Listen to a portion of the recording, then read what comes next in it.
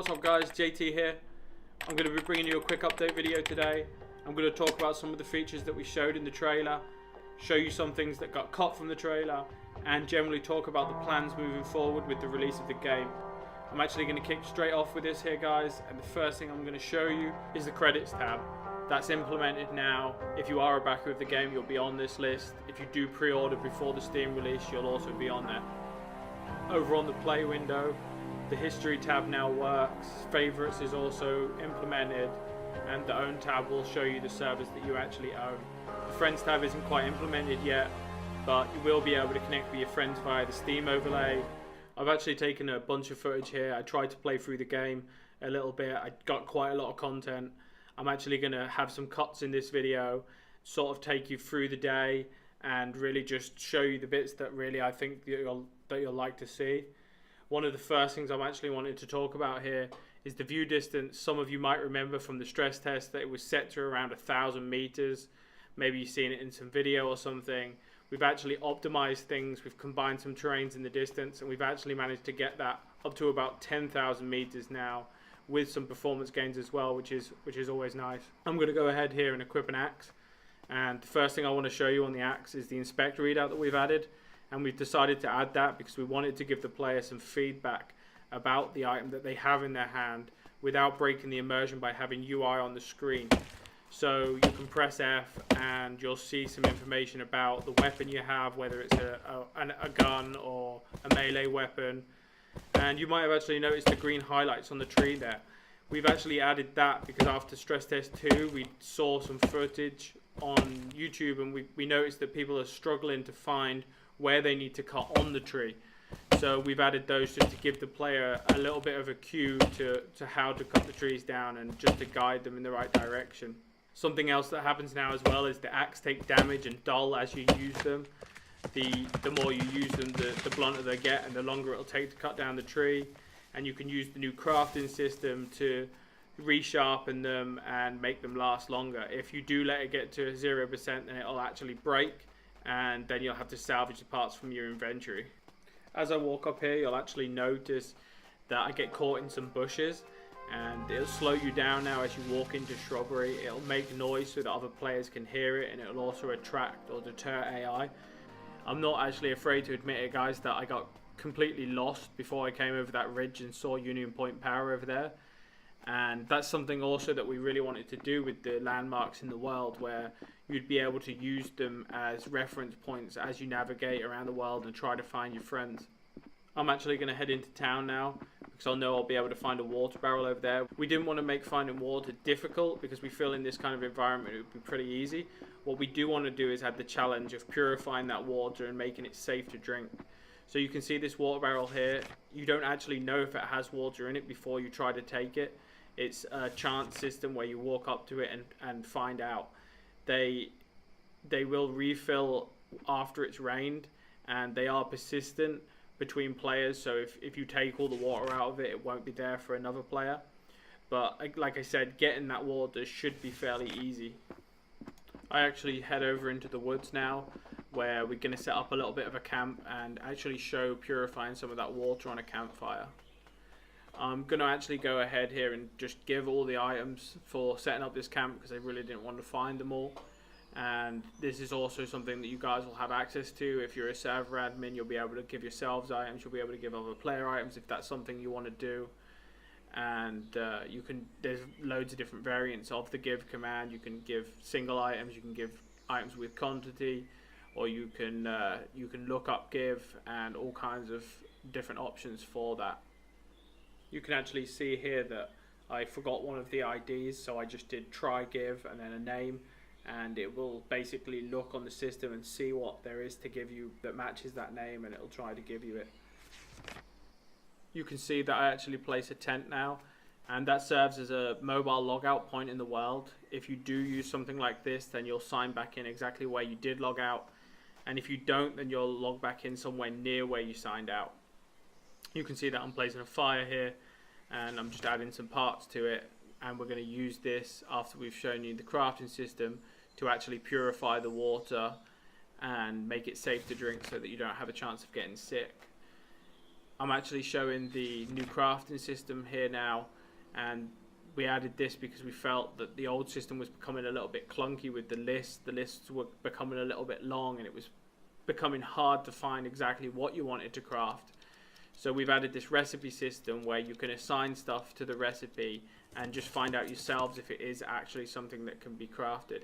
We've added this wiki button here as well, which will actually open directly to a web page where you can find all the different recipes and just make it kind of easy to find that. And that will open in the overlay, the Steam overlay as well, if that's something that you want. That's just an option with all URLs in the game in the settings, where you can check that on if you want it to open in the Steam overlay, or off if you want it to open in your regular browser.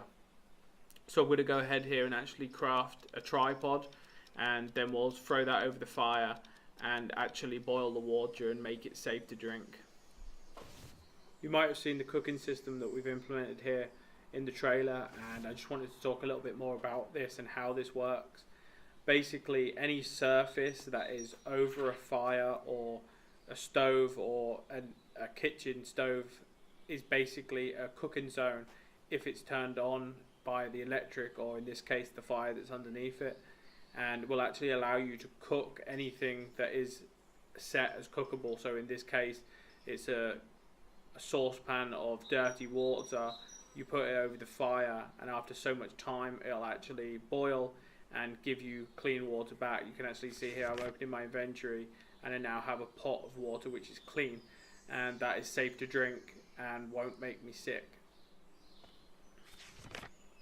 Here I'm showing the tab list, and this is something that's also new after the stress test, just some sort of a go-to area to find some information.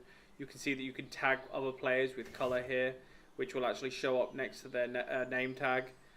And there's a bunch of other options there on that drop down, a bunch of quick links here which open into the Steam overlay again, or just straight into a URL, some other useful information, and just generally like a quick easy way to find information that you might want. I'm actually going to go straight into some server administration stuff right now, show you some of the things that you can do as a server admin to manage your server.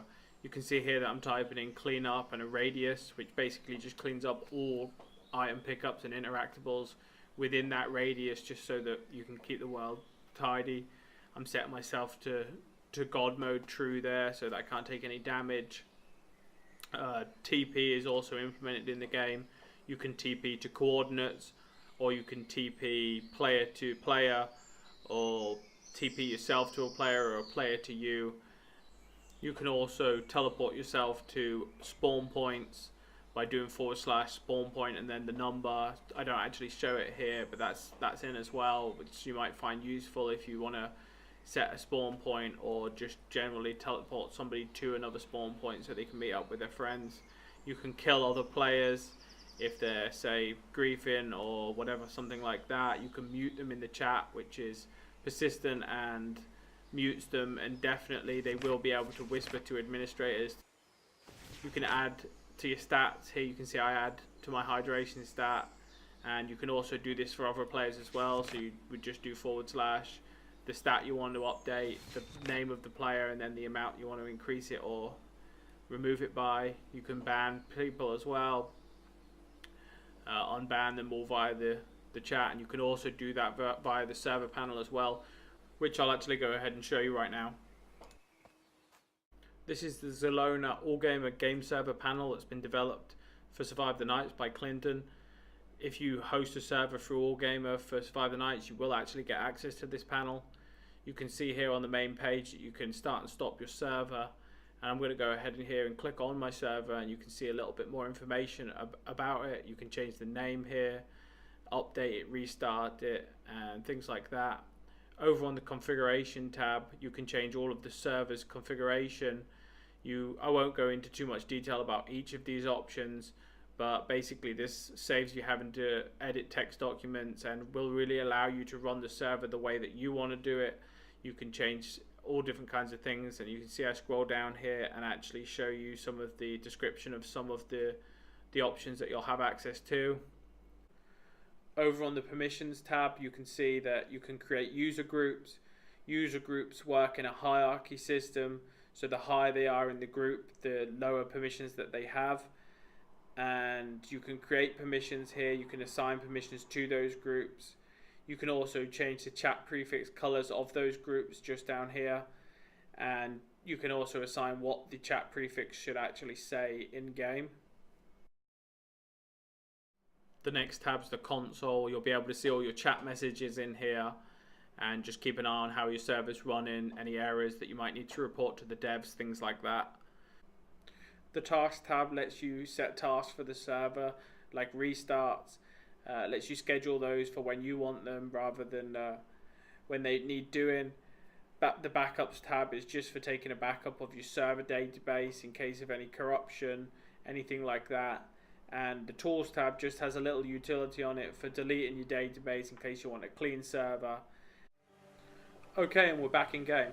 I'm actually going to show you guys a few weather states here in the background while I talk a little bit about zombie spawning and the alpha. These commands that I'm inputting right now, I'm actually forcing the weather. All these states will dynamically happen in the game as you play. Server admins will also have access to these commands as well. So as of Alpha 1.0, which will be hitting Steam fairly soon, zombies will actually spawn dynamically around the world. During the day, you won't find them outside. They'll generally be lurking in houses and just hiding in dark places. We've done this because we want to approach the zombies from the perspective that during the day you can spend it preparing for the night. During the night, zombies will actually spawn outside. They'll be more aggressive and they'll actively seek other prey for food, and you'll actually have to fend those off more. As for the Steam Early Access, we're really positive at the moment. We're really confident about where the builds are. We're wanting to polish things off just a tiny little bit more. Even though we will be going onto Steam as an early access game, we want it to be a fun experience for the people who play.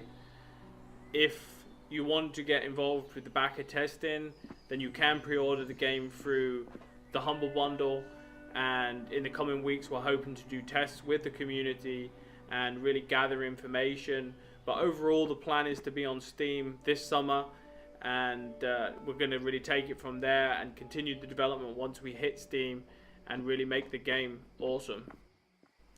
I just wanted to show you this last little clip to show something that we've implemented here into the game, which we feel is like really important, and that is this wind-up flashlight. And the reason we've added this is because we noticed during the stress test that finding flashlights was a real problem when you first started playing the game, and people were struggling to navigate around during the night. We don't want to sacrifice having dark nights because people can't play because they don't have lights. So we've implemented this wind-up flashlight, and we're thinking about giving it away as a starting item. And as you can see here, it's super dim. It's almost useless, but you'll be able to have a source of light which is renewable. You can wind it up. It will make a bunch of noise which will attract zombies, and just generally be something that just allows you to play the game during the night, during your first game night. You can see here that we just got jumped by a zombie. We did manage to kill him, but that was a pretty close call. Alright guys, I'm going to end this video here. As always, a massive thank you from myself and the team. All of your ideas are fantastic. We love the contribution that you guys put in. If you did like the video, remember to hit the thumbs up and the subscribe. If you haven't already, come and join us on the forums in the Discord. We'd love to meet you. And I'll see you in the next video, guys. Cheers.